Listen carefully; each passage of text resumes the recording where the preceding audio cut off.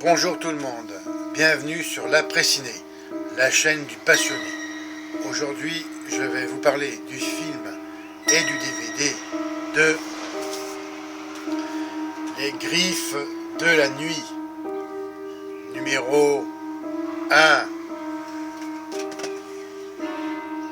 L'histoire. Nancy est une jeune adolescente qui fait régulièrement des cauchemars sur un homme au visage brûlé, avec un vieux pull déchiré et 5 lames tranchantes à la place des doigts. Elle constate d'ailleurs que parmi ses amis, elle n'est pas la seule à faire ses mauvais rêves. Mais bientôt, l'un d'entre eux est sauvagement assassiné pendant son sommeil. C'est ainsi que le groupe fait la connaissance de l'ignoble Freddy Krueger, qui se sert des cauchemars pour assassiner les gens qui rêvent de lui. Nancy comprend qu'elle n'a plus qu'une seule solution. Si elle veut rester en vie, elle doit rester éveillée.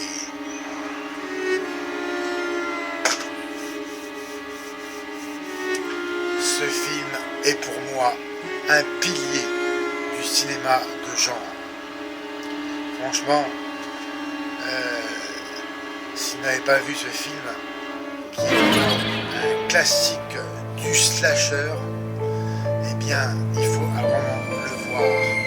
C'est, je dirais, oui, un des chefs-d'œuvre, tout simplement, en tant que tel.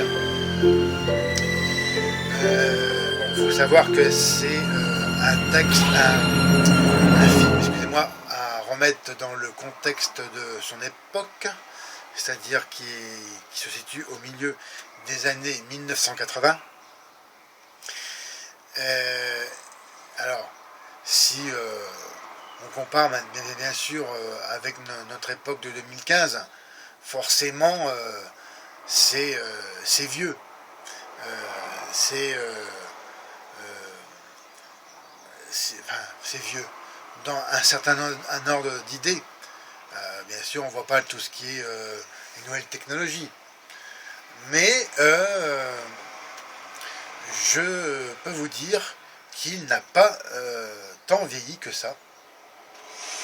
C'est, je peux me dire même assez indémodable. Et ouais, il n'a pas trop pris de rides.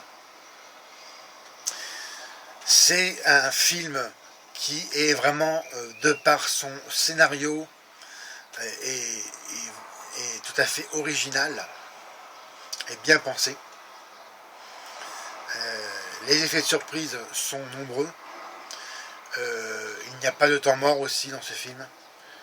Ça, j'ai particulièrement apprécié. Quoi de plus chiant quand vous voyez un film d'horreur, qu'il y a des pauses ou pas forcément des pauses, mais où le rythme du film se ralentit et devient plan-plan, où un certain ennui eh bien, se fait sentir. Ça, c'est vraiment désagréable. Et ce qui traduit d'ailleurs le plus souvent par eh bien, que c'est un mauvais film d'horreur, d'épouvante, de terreur ou fantastique. Là, c'est vraiment mené eh bien, tambour battant sur eh bien, aussi une bonne qualité de dialogue et de doublage. Alors j'insiste là-dessus, j'en parle souvent dans mes critiques vidéo. Si vous avez vraiment un mauvais doublage et que certaines voix ne collent pas au personnage en question, eh bien ça diminue énormément eh bien, votre appréciation du film en général. Alors, maintenant, peut-être quelques, pas défauts, mais je dirais peut-être quelque chose qui m'a un peu, bon, enfin, c'est pas déçu, c'est, enfin, j'ai comparé avec les effets spéciaux de maintenant. Bon, j'ai trouvé que ça pouvait paraître un peu ridicule. Enfin, ridicule.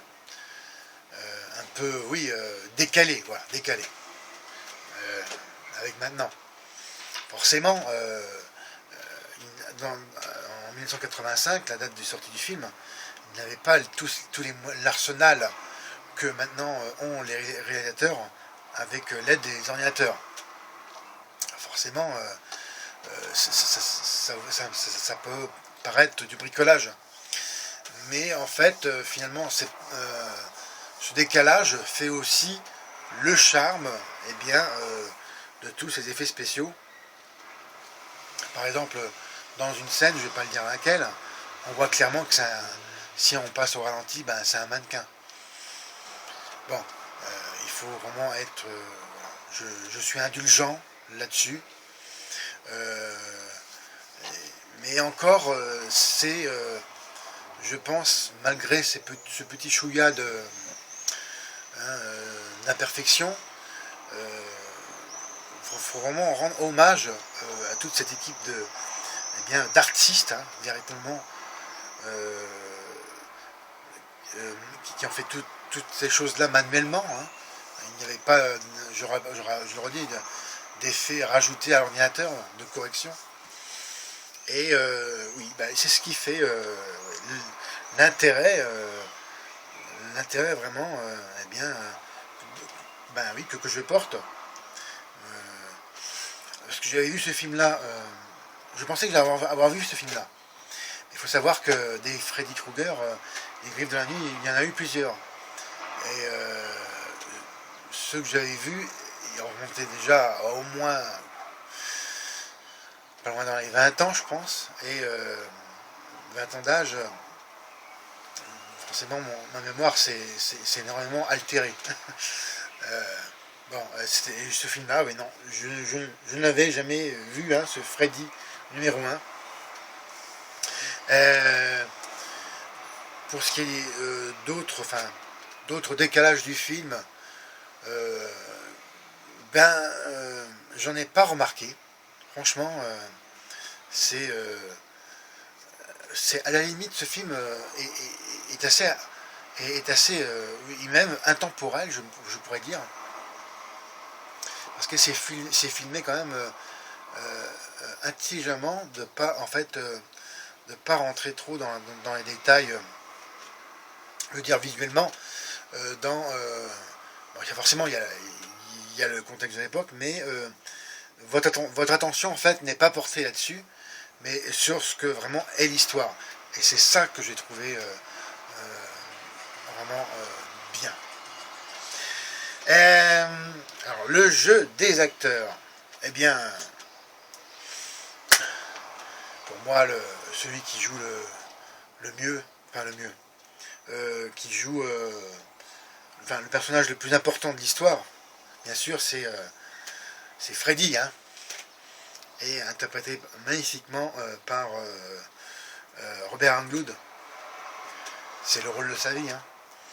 Il avait fait une série télé, Les Envahisseurs avant, et puis quelques films, mais vraiment c'est ça, cette franchise-là l'a vraiment lancé dans sa carrière d'acteur.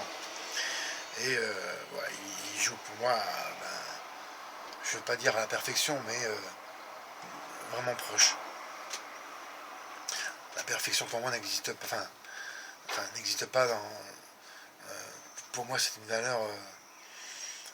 c'est pas une valeur absolue, mais je préfère parler en fait proche de la perfection. Je dirais il joue excellemment. Ensuite, les autres acteurs, vous avez John Saxon, Ronnie Blackley, Iver Langenkamp et Johnny Depp pour son tout premier rôle au cinéma. mon mention spéciale pour Heather Langenkamp, eh bien, qui pour moi au début paraissait une fille fragile et apeurée, et finalement se révèle être la fille, la femme forte, parce que c'est quand même une adolescente dans l'histoire, c'est la fille forte du film. Johnny Depp, ben, au premier coup d'œil, ben, je ne l'avais pas reconnu. Forcément, il était super jeune, hein, à l'époque je crois qu'il avait 21 ans. Et puis bon, c'est pas un acteur que j'apprécie en plus. Et de plus, il a un sort dans le film. Ouais, j'ai trouvé que c'était bien trouvé pour lui, finalement. C'est un jeune, pour moi, il s'y fait vraiment le jeune con, quoi. C'est l'amoureux de cette pauvre, comment s'appelle-t-elle? Je me rappelle plus le nom dans son film. C'est pas Nancy, c'est bref, c'est son petit amoureux. Bon, c'est gentil, hein. Et les autres acteurs, bah, John Jackson, ouais, je trouve qu'il joue bien. Il fait le père de Heather Langenkamp. Ensuite, eh bien, je vais vous parler maintenant. Alors, l'ambiance générale du film, elle est vraiment excellente.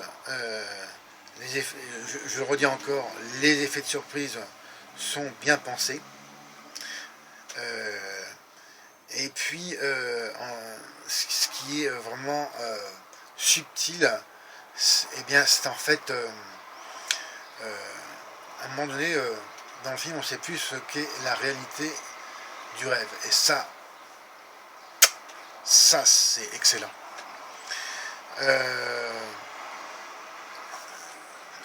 Peut-être aussi un autre, pas décalage, maintenant je dirais peut-être, j'aurais préféré, enfin j'aurais souhaité avoir un peu plus de développement quant à, eh bien, ce qui concerne l'histoire de Freddy. Bon, on l'apprend dans le film, mais c'est pas trop développé. Et aussi à la fin, le combat final, hein, j'appelle ça. Voilà, j'aurais voulu un peu plus de développement quant à l'issue en ce qui concerne Freddy. Bon, c'est aussi un petit point pas forcément négatif, mais une petite faiblesse, hein, du film. La musique, elle est vraiment très bonne, hein, il n'y a rien à dire. Elle illustre parfaitement certaines tensions dans le film, hein, certaines scènes. Et elle est assez omniprésente d'ailleurs, on n'y fait pas forcément attention, mais voilà, elle entretient en fait votre attention au moment voulu. Alors, maintenant la fiche technique elle-même du film. Or, c'est réalisé par Wes Craven. En parlant de lui, je ferai prochainement une émission spéciale Wes Craven. Je n'ai pas encore défini exactement quand, mais ça sera à suivre, hein. Ça fait partie d'un de mes nouveaux projets concernant ma nouvelle chaîne. Alors c'est à suivre, hein. Sorti, je le rappelle, le 6 mars 1985, d'une durée d'1h31, ce qui est le format habituel pour les films d'horreur. Bien sûr, c'est un film américain et non pas français.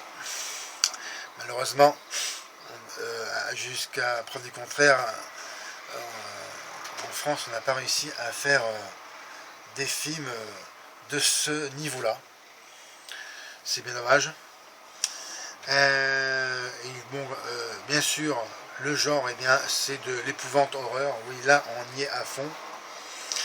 Le titre original, il faut savoir que c'est A Nightmare on Elm Street, distribué par Net Diffusion.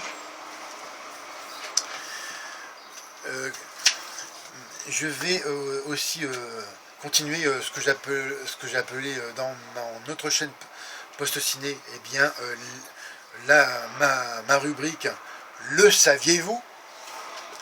Alors, c'est différent en fait, faits et anecdotes sur et concernant le film. Une récompense en France. Le premier long métrage mettant en scène l'ignoble Freddy Krueger, Les Griffes de la Nuit, n'a reçu une seule et unique récompense. C'était en 1985, lors du festival du film d'Avoriaz, année où Robert De Niro présidait le jury, que le film s'est vu décerner le prix de la critique, le grand prix étant revenu à Terminator, numéro 1. Au passage, ce festival du film fantastique a déménagé à Gérardmer, courant des années 80, enfin 90, je ne me rappelle pas la date exacte. Et ce festival, le bien fantastique, a toujours été pour moi un souhait, un jour de m'y rendre. Et je voudrais vraiment pouvoir y aller, d'ailleurs, si j'ai les finances, l'argent, en janvier 2016. Ça aussi, ça sera à suivre. Je le souhaite vraiment, c'est un souhait d'adolescent. Voilà. Pourquoi Freddy Krueger? Alors, pour quelle raison Wes Craven l'a-t-il nommé ainsi? Eh bien, en fait, il aime à dire que en fait, eh bien, c'est le nom d'un jeune garçon qu'il brutalisait lorsqu'il était enfant. Eh bien, voilà, il lui a donné ce nom. C'est original.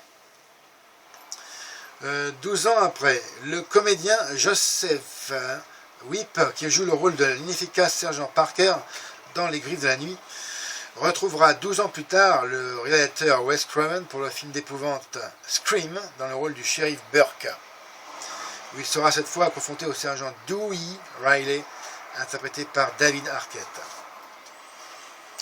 Un autre slasher du genre, un autre chef-d'œuvre, bien entendu. Alors, référence en pagaille.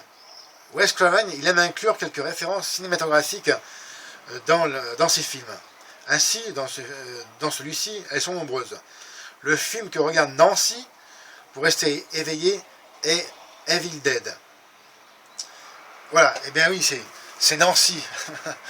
Chercher son nom dans le film.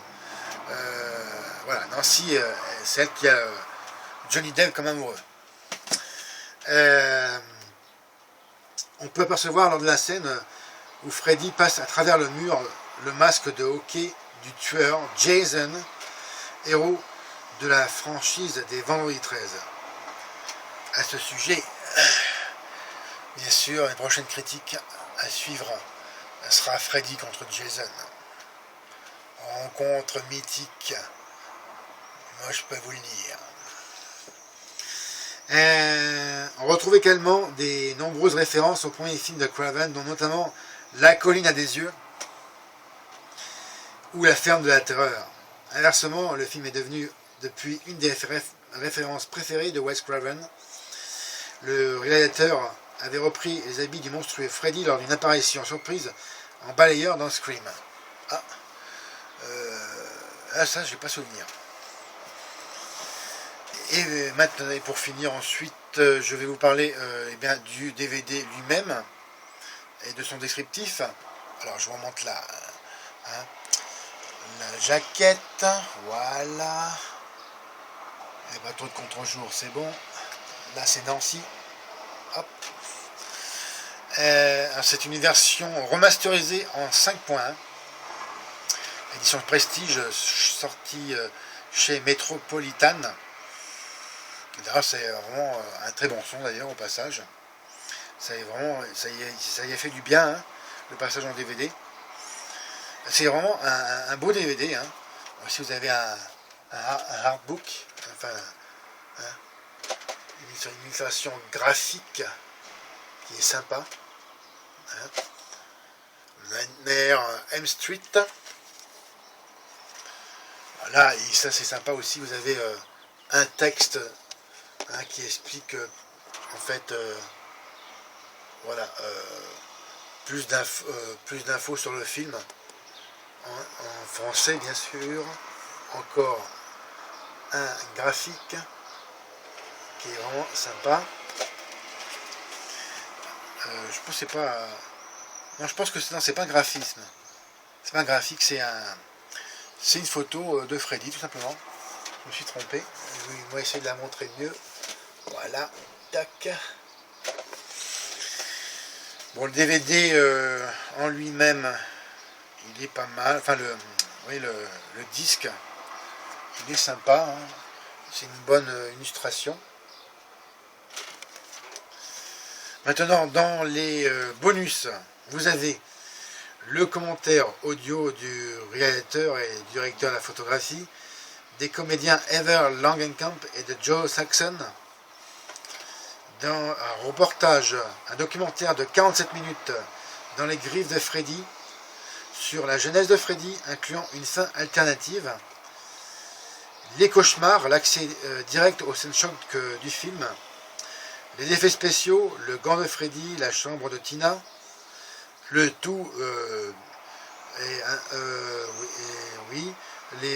la bande annonce originale en 5.1 et le tout en VOST, hein, en version originale sous-titrée, ainsi que eh bien, un bonus caché. Bah là, c'est une bonne surprise. Je vous en dis pas plus. C'est sympa. Et c'est vraiment, ça fait voilà, une bonne corrélation d'ailleurs avec l'histoire. En langue, vous avez français et anglais, sous-titres pareil, ça c'est bien. Format image 1.85, format respecté, 16 neuvième, compatible 4 tiers, ça c'est bien encore pour ceux qui ont des vieilles télé comme moi. Piste son français 5.1 et mono d'origine, ça c'est très bien parce que moi je préfère vraiment la piste 5.1 et l'anglais aussi également en 5.1 et le tout en Dolby Digital. Alors, ceux qui ont un home cinéma, vraiment c'est l'idéal. Durée du film, alors pour le DVD ça diffère de quelques minutes par rapport à ce que j'avais trouvé sur internet. En durée, hein, à quelques minutes près, ça dure 1h27 minutes. Le film est sorti en 1984, hein, correction, et non pas en 85. Donc quoi, sur internet, c'est pas forcément exact. Moi je lis ce qui est marqué sur le DVD. Hein. Et pour l'anecdote, je l'avais trouvé en occasion pour un prix assez bas, 3,99 €. Maintenant, voici le temps de la conclusion. Film plus DVD, eh bien, c'est un amplement mérité 18 sur 20 qui fait vraiment honneur au genre d'épouvante horreur et que je vous recommande expressément et fortement.